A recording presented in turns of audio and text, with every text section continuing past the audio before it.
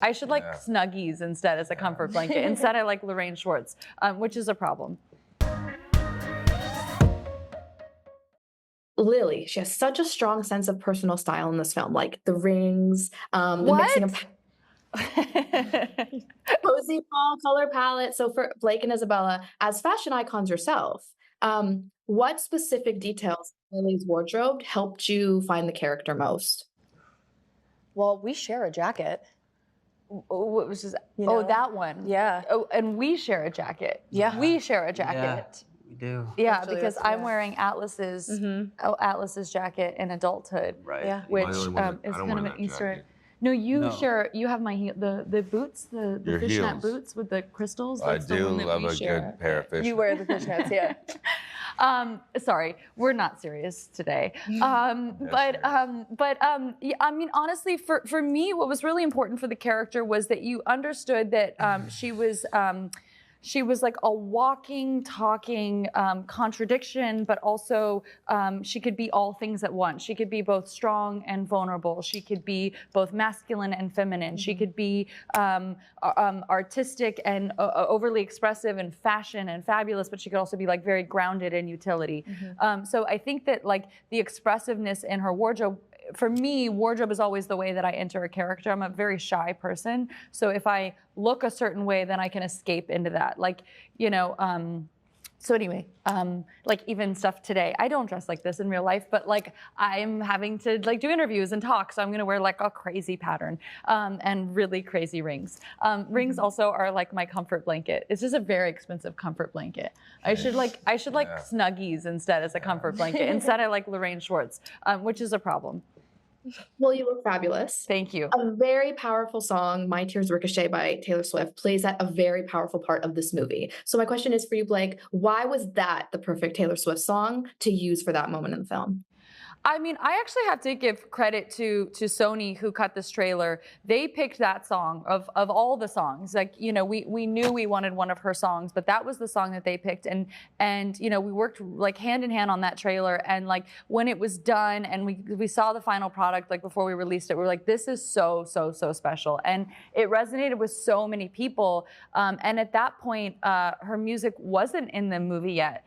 Just because this is a tiny movie, like it's big and flashy and summery, and we're like, it's a summer blockbuster, but really it's a very like kind of low budget movie. It doesn't feel like that when you watch it. But once we saw it in the trailer and we saw what it meant to people and what it meant to us, I was like, I gotta put this song in the movie. And so that felt like the most intimate moment, because that moment is the turning point. It's what allows her to make her decision about what she's going to do about this multi-generational cycle, and her emotional journey through that and figuring out what she's going to do. To have that song underscore that, or overscore that rather,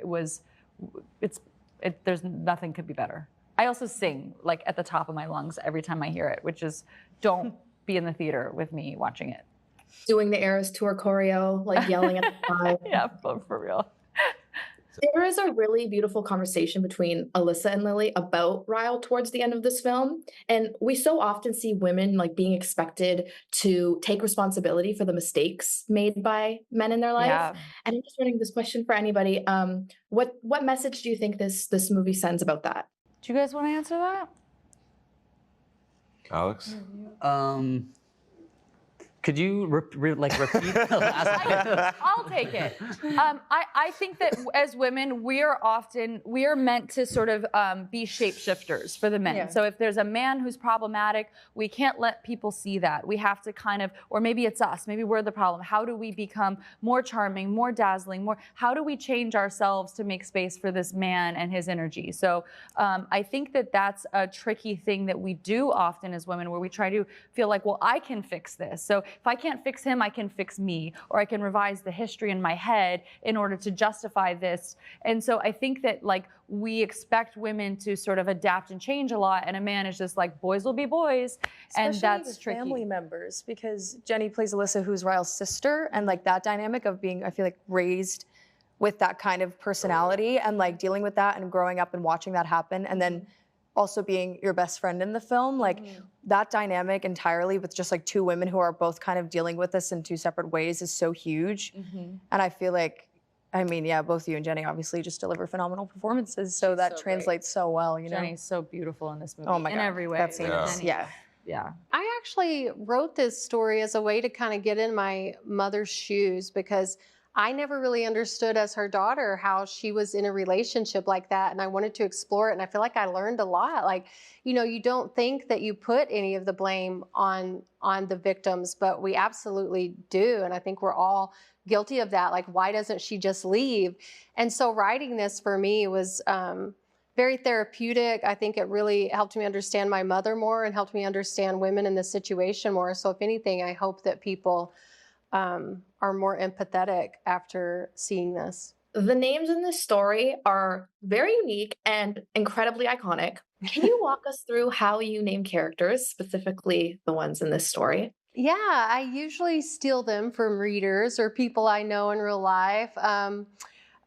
Someone that was close to my sister had named their child's middle name Atlas, and I was like, oh my God, that's the best name, I'm using that.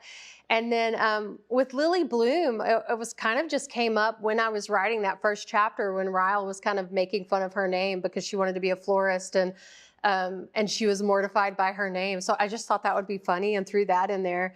I tend to steal the names from readers. You are the undisputed queen of BookTok. And so I'm wondering if there are any other authors or novels that that you've seen, like sort of there, that are exciting you right now. That are exciting? Yeah. Oh my gosh, so many. I'm a huge Emily Henry fan. And then Geneva Rose, oh my God, if you don't follow her TikTok, hilarious. Like, she is just so funny. I'm obsessed with all her and her husband Drew's videos. Kennedy Ryan, I've known her longer than before BookTok took off, but she's one that really saw a bump during BookTok. She's got some great books. Yeah, there's so many new authors that have, that I've even found from really the COVID BookTok craze. Like the video? Then hit the button, or better yet, drop us a comment. Then check out our latest videos here. And don't forget to subscribe by hitting the button here for more celebrity interviews and entertainment news.